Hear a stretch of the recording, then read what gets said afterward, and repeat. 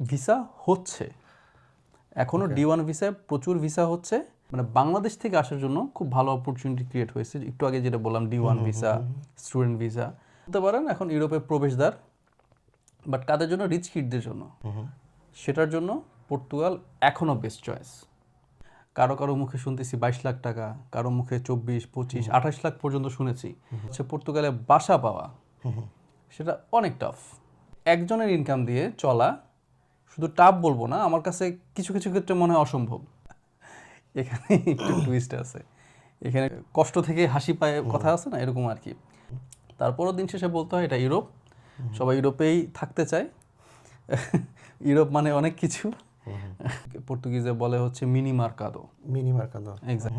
তাদের এখানে ইনকামটা এত হাই লেভেলে চলে গেছে অলরেডি, তারা অন্য কোনো দেশে যে এত বেশি সাকসেস পাবে সেটা বলাও আসলে খুব মুশকিল। আপনি কিন্তু 12 মাসে 14টা স্যালারি পাচ্ছেন, সেটা মাথায় রাখতে হবে পর্তুগালে। এক্স্যাক্টলি। ফ্রান্স ইতালির দিকে খুব বেশি মুভ করে না, বরঞ্চ ইতালি থেকে মানুষ এদিক সেদিক চলে যাচ্ছে ফ্রান্স। সেক্ষেত্রে আমার মনে হয় না ইতালি খুব ভালো অপশন হতে পারে। কিন্তু তোমরা কি করো? আসার জন্য চলে আসো, আসার পরে কান্নাকাটি করো। আসসালামু আলাইকুম। আজকের ভিডিওতে আমাদের সাথে আছে হচ্ছে এহসান ভাই। আর এহসান ভাইয়ের কাছ থেকে আমরা এই ভিডিওতে জানার চেষ্টা করব পর্তুগালের বর্তমান পরিস্থিতি। 2026 সালে আপনার কি পর্তুগালে আসা উচিত নাকি উচিত না, পর্তুগালের সম্পর্কে একদম A to Z বর্তমানের পরিস্থিতি, বর্তমানে পর্তুগালে কেমন টাকা ইনকাম করতে পারবেন আপনি, বা কেমন টাকা আপনার খরচ হবে, সেভিংস থেকে শুরু করে A to Z কী ধরনের কাজ অ্যাভেলেবেল আছে বা কী ধরনের কাজ বাংলাদেশিরা করে, বিশদ একদম আলোচনা এই পডকাস্টে আমরা করার চেষ্টা করব। তো কথা না বাড়াই চলেন এহসান ভাইয়ের কাছে চলে যাই।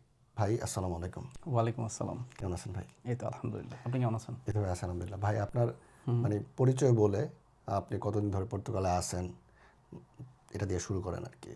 ওকে, আমি তৌফিক হেসান। আমি পর্তুগালে গিয়েছি হচ্ছে 2018 শেষের দিকটাতে। তখন থেকে আসলে পর্তুগালে প্রসিডিউরসটা শুরু করা আর কি, মূলত একদম প্রসিডিউর যেটা আমার। মূলত আমি ইউরোপে এসেছি হচ্ছে 2017 সালে। ভিয়েনা থেকে আমার শুরু মূলত। আচ্ছা।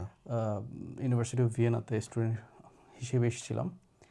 আর 2018 শেষ দিকটাতে চলে যাই পর্তুগালে to makes a papers, means fixed হওয়ার জন্য। ইউরোপের কোথাও ফিক্সড হতে হবে, সেই দৌড়ে তখন পর্তুগালেই মানে প্রথম সারিতে ছিল আর কি বলতে গেলে। তো এই জন্য পর্তুগালেই চলে যাওয়া। তো সেখান থেকেই আমার পেপারস ওয়ার্কসগুলো করতে করতে এখন এই পর্যায়ে আর কি। আচ্ছা ভাই, আপনার ওই সময়ে 2018 সালে আপনার কেমন সময় লাগছিল পেপার? আসলে রুলসগুলো তো দ্রুত চেঞ্জ হয়, আর যখন সাবমিশনের পরিমাণটা বাড়তে থাকে তখন ওই ফলাফলটাও আস্তে আস্তে ডিলে হওয়া শুরু করে। তো আমি যখন যাই তখন সময়টা মূলত লাগতো 5-6 মাসের মতো, মানে 6টা ট্যাক্স, দেন অ্যাপ্লিকেশনস, উইদিন 15 ডেজ অথবা 20 ডেজ কার্ড চলে আসতো বাসায়, মানে টিআরপি কার্ড যেটা আর কি। কিন্তু আমি যাওয়ার পরে আস্তে আস্তে সেটা বাড়তে শুরু করলো, যখন চাপ বাড়তেছে আস্তে আস্তে। তো আমি মোরালেস 1 বছরের আগেই পেয়ে গিয়েছিলাম, তাও সেটা খুব বড় সময় না। এরপর থেকে আবার ওই আমি যে 11 মাস কিংবা 12 মাসের মধ্যে পেলাম, সেটাই বাড়তে বাড়তে কোনো এক সময় 2 বছর 2.5 বছর পর্যন্ত হয়ে গিয়েছিল। বাট সেটা এখন কমতে শুরু করেছে, দেখা যাক সামনে কি হয় আরও। আচ্ছা ভাই, এখন বর্তমানে পর্তুগালে বাংলাদেশিরা কেমন আছে? আচ্ছা, বাংলাদেশিরা কেমন আছে এটা আসলে মিক্সড অ্যান্সার হবে, কেউ ভালো আছে কেউ খারাপ আছে। এখন পর্তুগালে অবশ্য বাংলাদেশি যারা ব্যবসায়ী তাদের জয় জয়কার, সেটা স্বীকার করতেই হবে। যারা অল্প পুঁজিতে মোটামুটি ভালো লেভেলের ব্যবসায়ী হয়ে দাঁড়িয়েছে ইতিমধ্যে।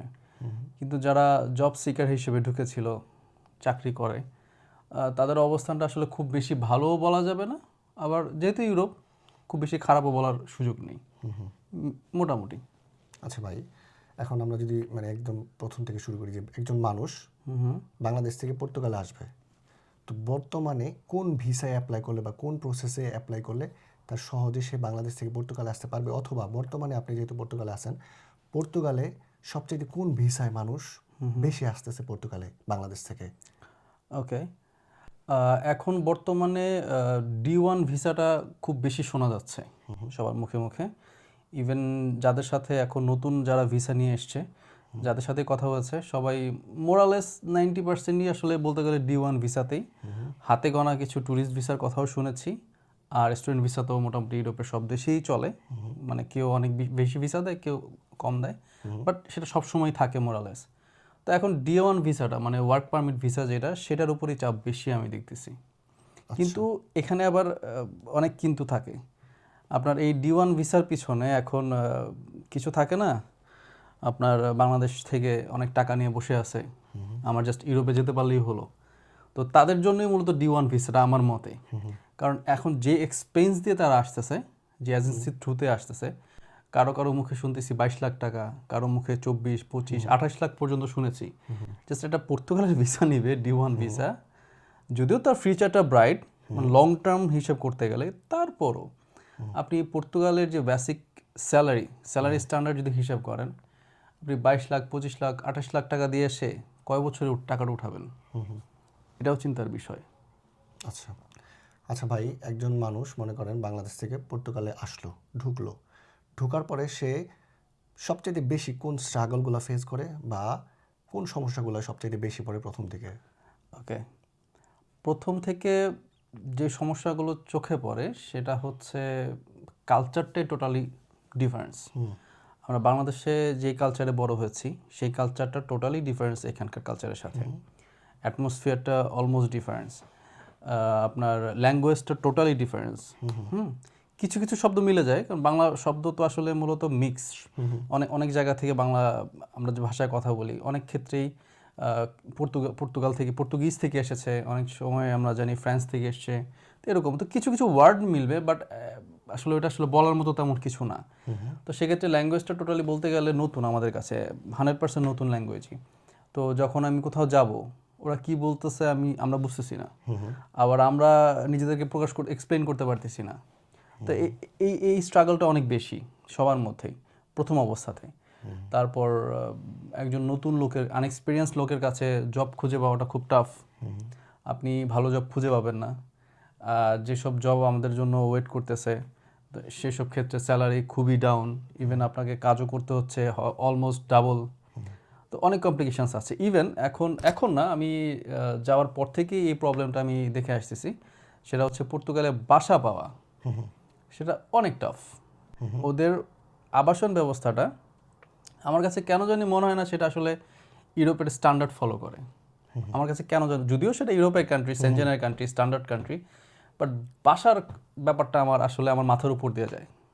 সবসময় আমি সবাইকে সেম কথাটাই বলি, একটা বেসিক হিসাব করেন আপনি। আমি যখন 2018 সালের দিকে যাই, তখন বেসিক স্যালারি ছিল সম্ভবত 605 ইউরো। মানে আমি ইউরোর হিসাবটা বলি। এখনকার যদি টাকার সাথে হিসাব করেন 140, 145 দিয়ে আপনি গুণ করলে বের হয়ে যাবে। আমার সহজ হওয়ার জন্য আমি জাস্ট ইউরোতে হিসাব করতেছি। তো 605 ইউরো তখনকার সময়ে আপনার স্যালারি ছিল।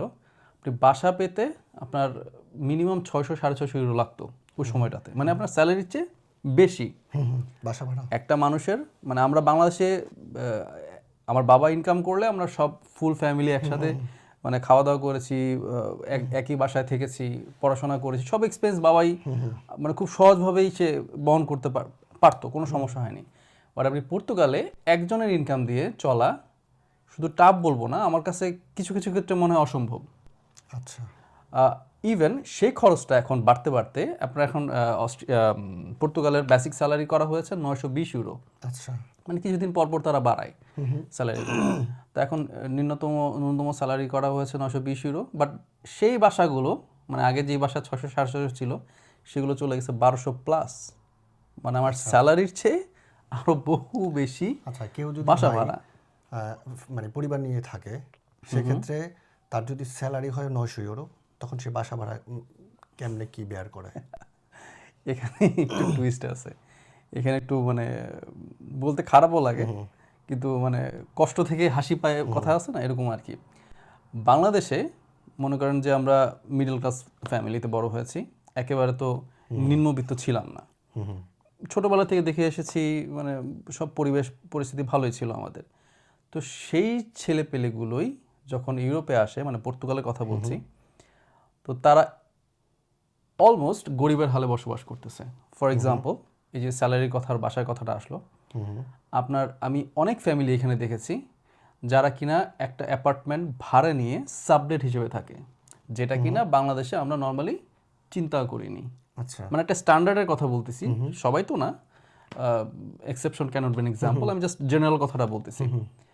তো এখানে হিসাবটা এরকম থাকে, আমি যদি 1200 ইউরো দিয়ে একটা বাসা ভাড়া নিলাম, বাসাটা মোস্ট প্রবাবলি 3 রুমের, 3 রুম মানে 3টা ফ্যামিলি, আচ্ছা, বাচ্চা কাচ্চা নিয়ে আপনাকে এক রুমেই থাকতে হবে, কারো বাচ্চা একটা, কারো বাচ্চা দুইটা, ওই এক রুমের মধ্যেই তারা থাকতেছে গাজাগাজি করে। একটা কমন টয়লেট, একটা কমন ওয়াশরুম, একটা কমন কিচেন, সেখানে শেয়ার করে রান্নাবান্না করা, ব্যবহার করা। মানে খুব বেশি যে সচ্ছলভাবে তারা আছে পর্তুগালে সেটা বলার কোনো উপায়ই নেই। তারপরও দিন শেষে বলতে হয় এটা ইউরোপ, সবাই ইউরোপেই থাকতে চায়।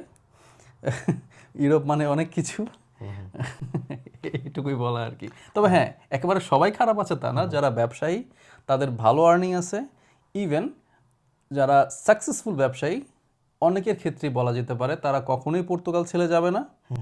তাদের এখানে ইনকামটা এত হাই লেভেলে চলে গেছে অলরেডি, তারা অন্য কোনো দেশে যে এত বেশি সাকসেস পাবে সেটা বলাও আসলে খুব মুশকিল।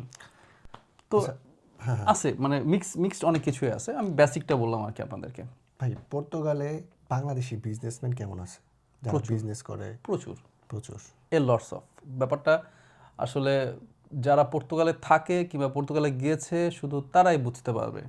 কারণ আমি যেসব এরিয়াতে আমার যাওয়া আসা ছিল, প্রতিটা এরিয়াতে, মানে প্রতিটা এরিয়াতে বললে বোঝায় প্রতিটা অলিতে গলিতে কোনো না কোনো বাংলাদেশি দোকান আপনি পাবেনই। দোকান, হ্যাঁ, মানে কি ধরনের বিজনেসগুলো সবচেয়ে বেশি করে? ম্যাক্সিমাম বাংলাদেশিরা হচ্ছে গ্লোসারি শপের উপরে নির্ভরশীল। হ্যাঁ, মুদি দোকান, যেটাকে পর্তুগিজে বলে হচ্ছে মিনি মার্কাদো। মিনি মার্কাদো, এক্স্যাক্টলি। ইভেন সবচাইতে মজার কথা হচ্ছে পর্তুগালে যে মেইন সিটি সেন্টার রোসিও থেকে আপনার হেঁটে যেতে মোরালেস 5-7 মিনিট লাগবে। একটা এরিয়া আছে মাতৃমনিজ, ওই জায়গাটার নাম। হ্যাঁ, এই মাতৃমনিজেই একটা রাস্তা আছে বিশাল এরিয়া নিয়ে, মানে ছোট রাস্তা না, অনেক বড় রাস্তা। ওই এরিয়াটাই শুধু বাংলাদেশিদের এরিয়া, সব বাংলাদেশি। হ্যাঁ, ওইখানে যতগুলো দোকান আছে 90% বাংলাদেশিদের, হয়তো বা 2-1টা পাকিস্তানি পাবেন, 1-2টা চাইনিজ পেতে পারেন, মানে মোরালেস ওরা আসলে এমনিতেই আছে বলতে গেলে আর কি, বাট সবই বাংলাদেশিদের। অফিস, আপনার গ্লোসারি শপ, রেস্টুরেন্ট, আপনার সব অল ওভার, ইভেন ওইখানে যে বিল্ডিংগুলো আছে সেগুলোও বাংলাদেশিদের দখলে। আচ্ছা ভাই, পর্তুগালে ব্যাচেলররা কেমন আছে, যারা হচ্ছে মনে করেন ঢোকার পরে মেসে থাকে বা পেপারসের জন্য গিয়া ওইখানে গিয়া উঠে আর কি, তো তারা কেমন আছে পর্তুগালে, মানে আচ্ছা আচ্ছা আচ্ছা আচ্ছা ব্যাচেলার্সরা প্রথম তো তাদের একটা স্ট্রাগল পিরিয়ড চাই, এটা যে কোনো দেশের ক্ষেত্রেই, আপনি যত ভালো দেশেই যান না কেন, নতুন পরিবেশ, নতুন চাকরি, নতুন ল্যাঙ্গুয়েজ, নতুন কালচার, একটা স্ট্রাগল পিরিয়ড যাবে, 6 মাস 1 বছর কারো এফেক্ট থাকবেই। বাট ওই স্ট্রাগল পিরিয়ডটা পার হওয়ার পরে যদি বলি, তার একটা স্ট্যাবল পজিশনে থাকে। স্ট্যাবল বলতেছি না যে খুব ভালো পজিশনে, স্ট্যাবল পজিশনে আছে।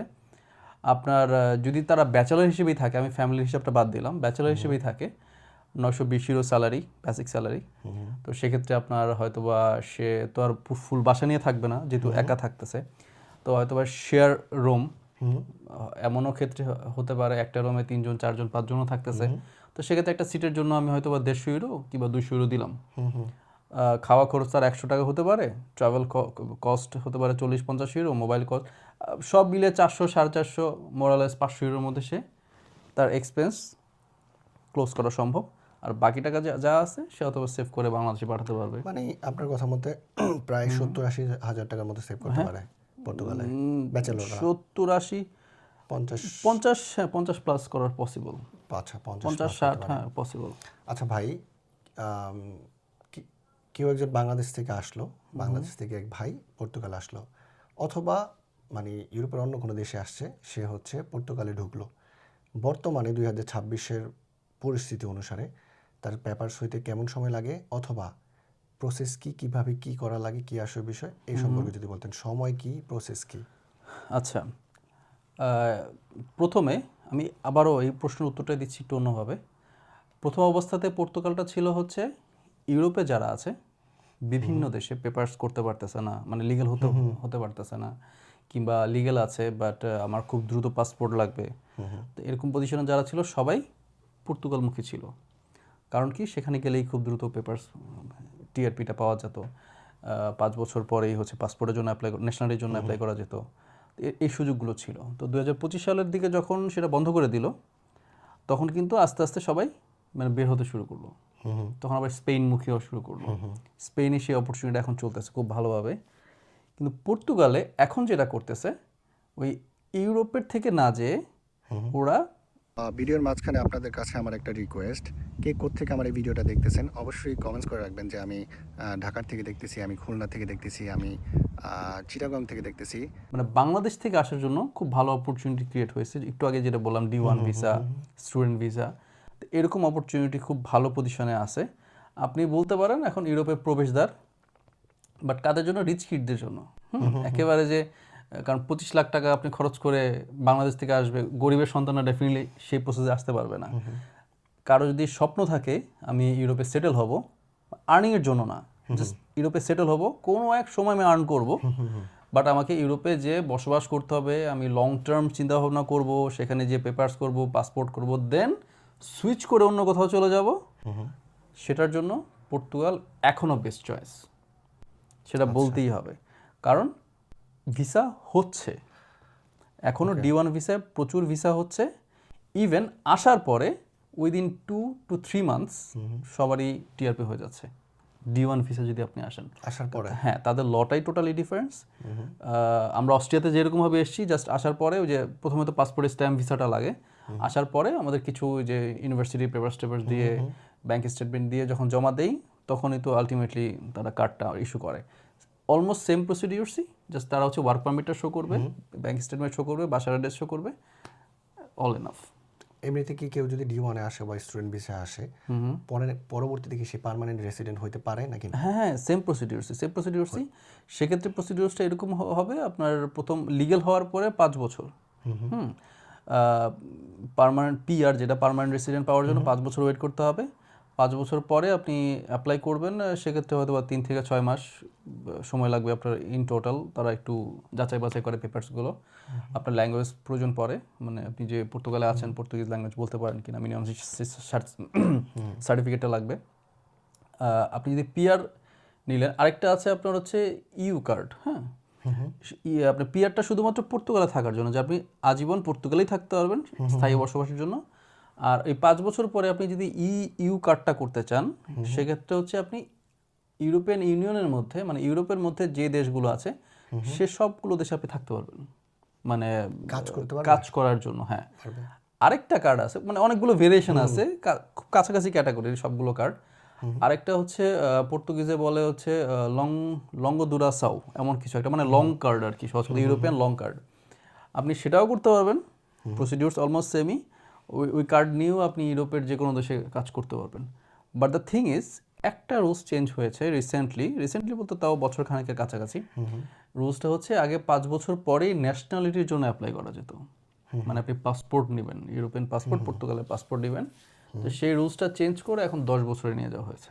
ওকে, কারণ হচ্ছে ওই পর্তুগালে তো ইনকাম কম, অনেক স্ট্রাগল, বাসা পাওয়া, মানে ফ্যামিলি নিয়ে জীবনযাপন করা টাফ, এই জন্য সবাই পাসপোর্ট পর্যন্ত ওয়েট করে।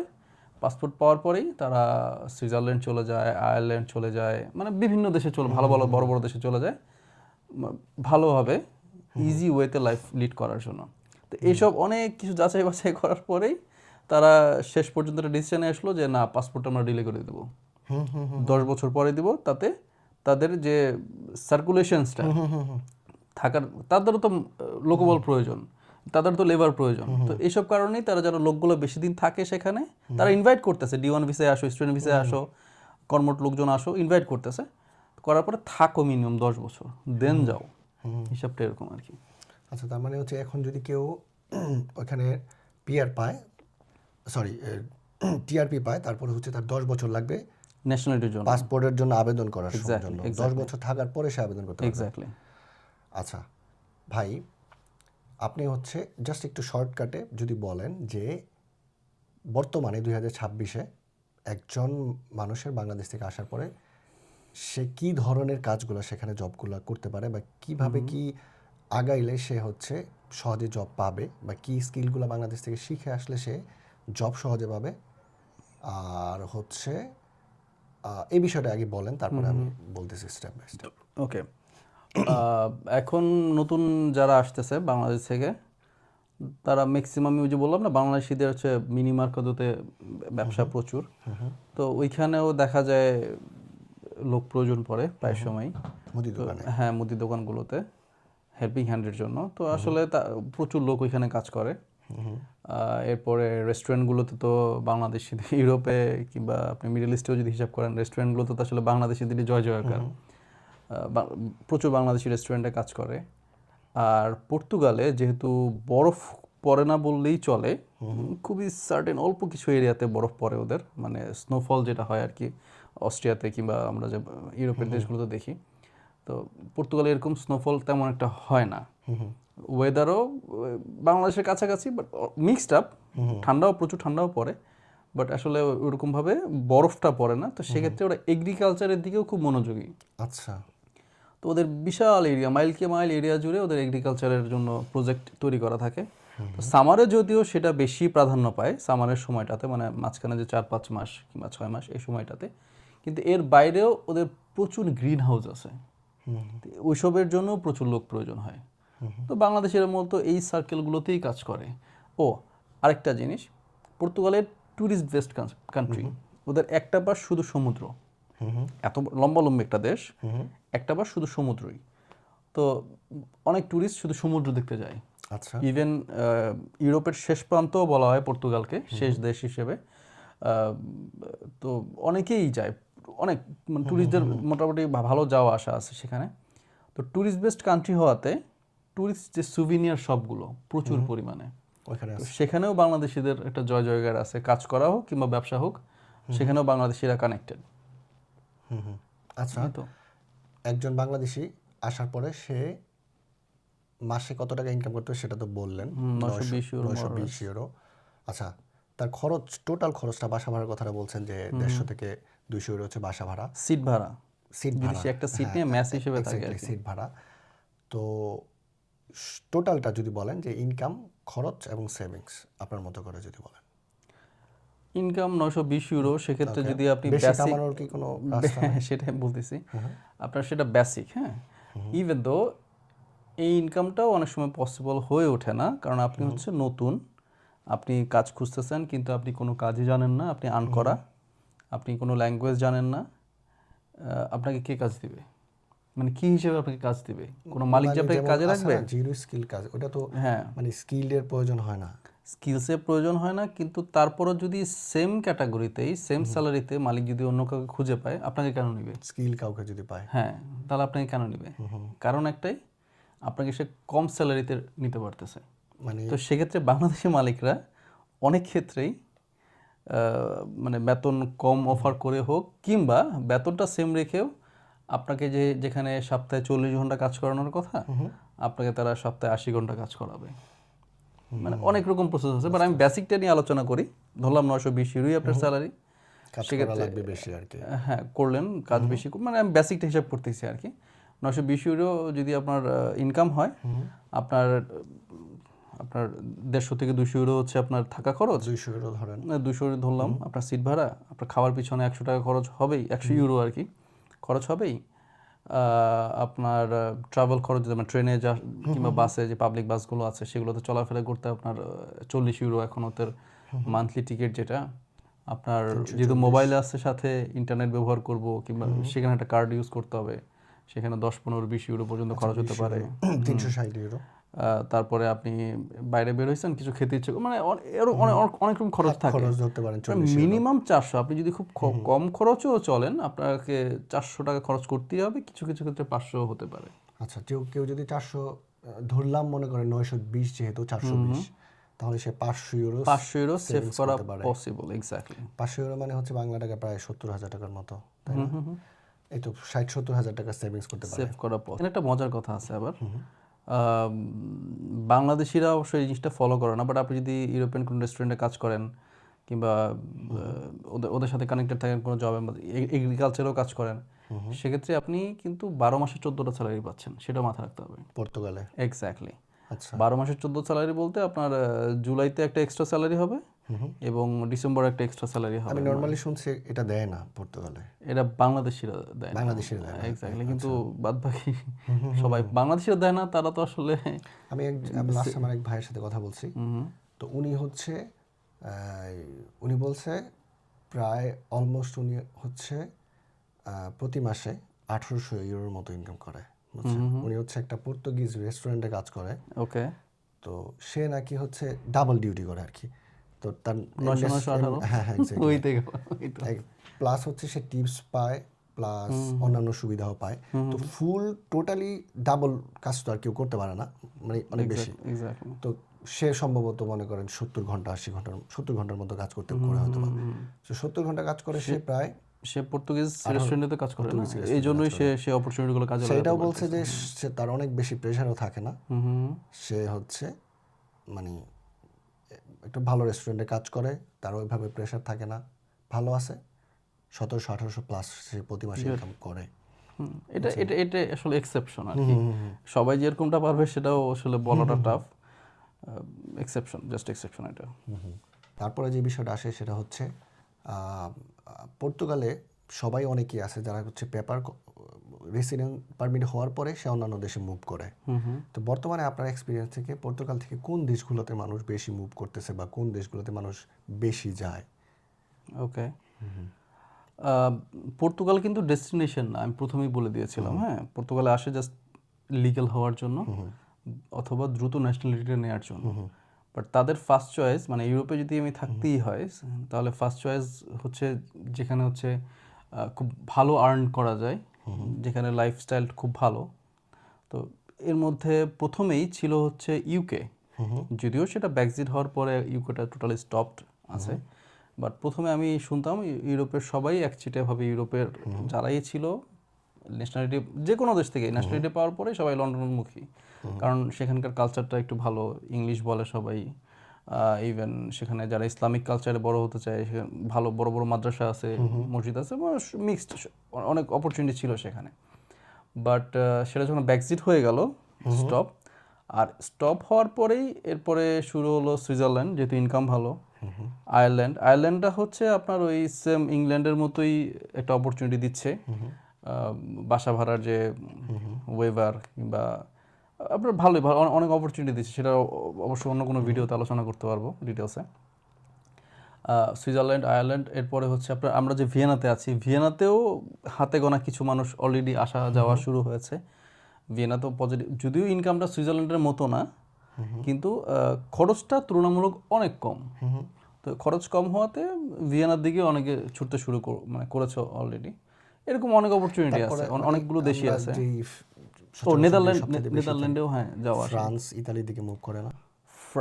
ফ্রান্স ইতালির দিকে খুব বেশি মুভ করে না, বরঞ্চ ইতালি থেকে মানুষ এদিক সেদিক চলে যাচ্ছে। ফ্রান্সে যদিও স্টেবল, যারা ফ্রান্সে থাকে ফ্রান্সেই থাকতেছে, ফ্রান্স থেকে বেশি মুভ করতেছে না। বাট আমি কোনটা যেতে চাই, মানে পেপারস হওয়ার পরে পর্তুগাল থেকে কি কেউ ইতালি মুভ করে না বা ফ্রান্সে মুভ করে না? ইতালির দিকে আসলে যখন সে মানে ডেস্টিনেশন হিসেবে খুঁজবে যে এটাই আমার ফাইনাল ডেস্টিনেশন, আমি আর মুভ করবো না কোথাও, আমি সেখানেই সারা জীবন বসবাস করব, সেটার জন্য আমার মনে হয় ইতালি খুব ভালো চয়েস। যদি আপনার ব্যাকআপ না থাকে, ব্যাকআপ থাকলে অন্য হিসাব, যে আমার মামার বড় ব্যবসা আছে এখানে, কিংবা আমার চাচার বড় ব্যবসা আছে, আমার বোন থাকে, তো ওইসব ব্যাকআপ যদি বাদ দিয়ে হিসাব করতে চাই, সেক্ষেত্রে আমার মনে হয় না ইতালি খুব ভালো অপশন হতে পারে। ফ্রান্স হতে পারে, বাট খুব ভালো না, মোটামুটি। France could be option, but exception আর কি। আচ্ছা ভাই, এখন হচ্ছে একটা ইন্টারেস্টিং প্রশ্ন, সেটা হচ্ছে আপনি যদি এখন বাংলাদেশে থাকতেন, আপনার উইথ অল এক্সপিরিয়েন্সেস, আপনি বাংলাদেশ থেকে এখন কোন ইউরোপের দেশের জন্য অ্যাপ্লাই করতেন? আর পর্তুগালের জন্য পর্তুগালে কি আসতেন না, বা ইউরোপের পর্তুগালে গিয়ে কি পেপারের জন্য আপনি আবেদন করতেন কিনা? এই এক্সপিরিয়েন্স সহ বাংলাদেশে আপনি আছেন, এখন আপনি কোন দেশের জন্য অ্যাপ্লাই করতেন? আমি প্রথমে আমার যদি একটু আগে বলতেছিলাম যে যদি অনেক টাকা থাকে, আমাকে ইউরোপেই যেতে হবে, সেক্ষেত্রে আমি ফার্স্ট চুজ করতাম যে কোন দেশে আমার জন্য অপরচুনিটি ওয়েট করতেছে। অপরচুনিটিগুলো কীরকম, যে খুব সহজে আমি ভিসা পাচ্ছি এবং যাওয়ার পরে আমি আর্ন করতে পারতেছি, ইভেন সেখানকার বসবাসের জন্য লং টার্ম প্ল্যানিংগুলো করা যাচ্ছে। তো ওইরকম চিন্তা করতে গেলে আসলে খুব বেশি দেশ ওপেন নাই এখন। হ্যাঁ, যেমন অস্ট্রিয়াতে বেশ কিছুদিন স্টুডেন্ট ভিসা ছাড়া ছিল, সেটাও এখন মোটামুটি স্টপ পর্যায়ে আছে। আপনার মাল্টাতে ভিসা হচ্ছে, কিন্তু মাল্টাতে গিয়েও কেউ থাকে না। চেক রিপাবলিকে ভিসা হয়, হয়তো একটা কোর্স কমপ্লিট করার পরে মানুষ এদিক সেদিক চলে যায়। ইতালিতে ভিসা হয়, স্টুডেন্ট ভিসা, সেম ক্যাটাগরিতে এইসব আলটিমেটলি পড়াশোনা করে তারপরে এদিক সেদিক চলে যায়। তো আসলে এখন জাস্ট প্ল্যানিংটা এরকমই হওয়া উচিত যে কম খরচে আমি মানে এন্ট্রিটা কোথায় নিতে পারবো। যদি আমি স্টুডেন্ট ভিসা অ্যাপ্লাই না করতে চাই, সেক্ষেত্রে তো পর্তুগাল বললামই, আমার টাকা আছে, আমি জাস্ট ইউরোপে যেতে চাই, সেক্ষেত্রে পর্তুগালে সে আসবে, 2-3 মাসের মধ্যে সে টিআরপি পাবে, 5 বছর পরে সে হয়তো পিআরের জন্য অ্যাপ্লাই করবে, এরপরে সে অন্য কোথাও যখন সুইচ করবে 5 বছর কিংবা 10 বছর পরে, দেন সে অনেক বেশি আর্ন করতে পারবে। এরকমটাই। তা আমিও হয়তো বা এরকমই কোনো একটা অপশন খুঁজে বের করতাম। আচ্ছা, আমি জাস্ট চুজ করতাম অনেক চিন্তা ভাবনা করে কোথায় যাওয়া উচিত।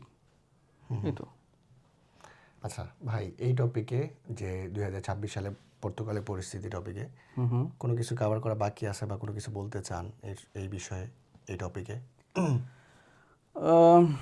না, তেমন কিছু তো মনে হয় না বাকি আছে। কোনো পরামর্শ দিতে চান যারা হচ্ছে ইউরোপে আসতে চায়, যারা বা পর্তুগালে আসতেই চাচ্ছেন, তারা একটু স্কিলস হয়ে আসলে বেটার, কোনো কাজ শিখে আসলে বেটার। ইভেন পর্তুগালে খুব মজার মজার কিছু ফিচার এখন ওপেন আছে, যেমন ড্রাইভিং লাইসেন্স। আপনার বাংলাদেশের লাইসেন্সটা এসেই চেঞ্জ করতে পারবেন লিগ্যাল হওয়ার পরপরই। ইভেন আপনার যদি ড্রাইভিং লাইসেন্স থাকে, আপনার যে 920 ইউরো বেসিক স্যালারিতে আপনি সেটেল থাকলেন না, সেখানে আপনার ইনকামটা আস্তে আস্তে বাড়তে শুরু করলো। আপনি যদি ফুড ডেলিভারি কাজে যান, আপনি যদি উবার কিংবা বোল্ট, ট্যাক্সি এসব কাজে নামেন, আপনার আর্নিংটা আস্তে আস্তে অনেক উপরের দিকে যাওয়া শুরু করলো। আপনার 920-এর বদলে হয়তো বা ডাবল, 3 ডবল পর্যন্ত আপনার ইনকাম হয়ে যাচ্ছে এরকম। বাট আবাসন প্রবলেমটা এখনও প্রচণ্ড প্রখর। আমি একবার মাঝখানে কোনো একটা কারণে কথা বলতেছিলাম সেখানে এক পুলিশের সাথে, মানে আমি তো মাঝখানে অনেক দোকানের সাথে কানেক্টেড ছিলাম। তো সেখানেই আমাদের একটা কাস্টমার ছিল পুলিশ।